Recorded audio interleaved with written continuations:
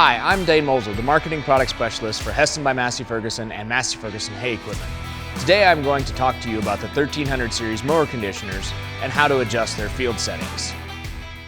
This particular 1393 mower conditioner is equipped with the quick blade change system. Let me show you how that works. Simply take your tool, insert it in between the spring and the disc, and lift up. This releases the knife blade from between the bolt and the spring. You can either take the knife and change it out completely or turn it over and use the sharp side. Reinsert the knife and release the tool. And that's it. Both of our 13-foot and 16-foot mower conditioners have a hydraulic tilt function on the third link. Let me show you how to adjust that. As you can see here, we are in the 0-degree tilt position, which means the header is flat. We can have 0, 2, 4, or 6 degrees of tilt. Simply by pulling this pin, we can move from each individual hole set.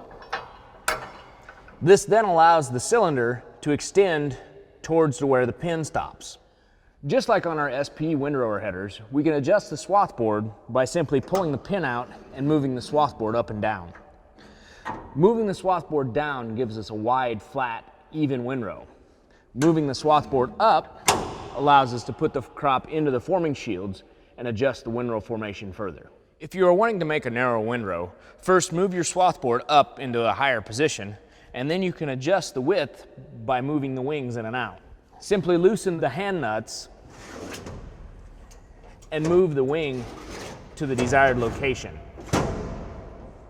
and retighten. We also have an option to put in a set of fins in here with 2 positions each.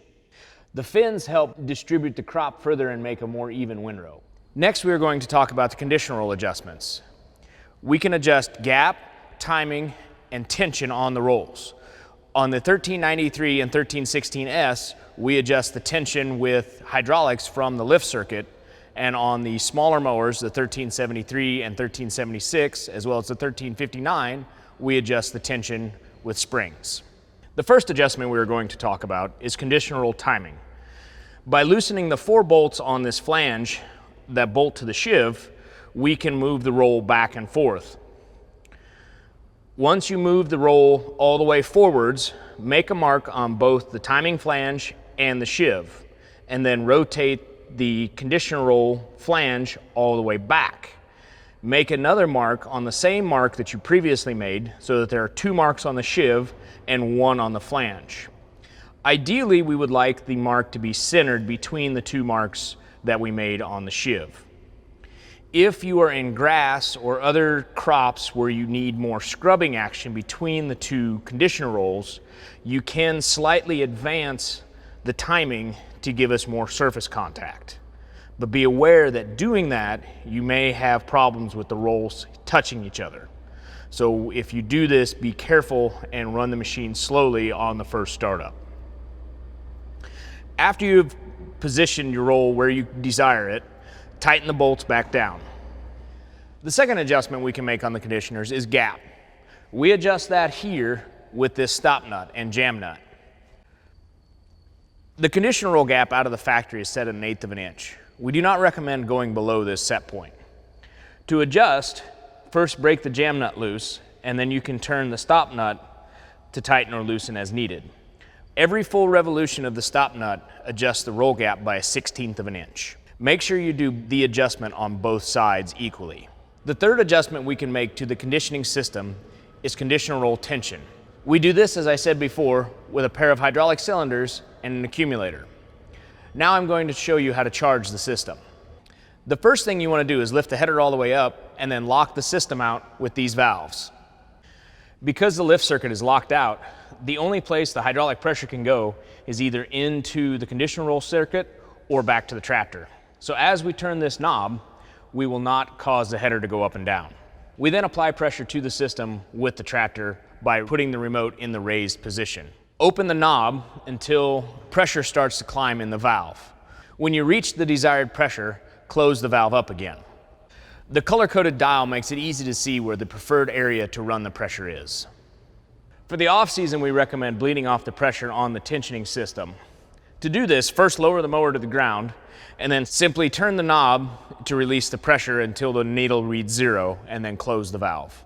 The last normal adjustment that needs to be made on the mower conditioner is header flotation. We do that by adjusting the springs as you see here. By loosening this jam nut, we can then adjust the bolt, which changes the length of the springs. Making the springs longer makes the header float lighter. Making the springs shorter puts more weight on the ground. Once you've found your proper adjustment, tighten the nut back down. This is the 1376. Let me show you a few of the adjustments that can be made on this machine. It and the 1373 will have very similar adjustments. For conditional roll adjustments, both the timing and roll gap are identical to the 1393 as we saw earlier. The only thing that's different is the roll tension.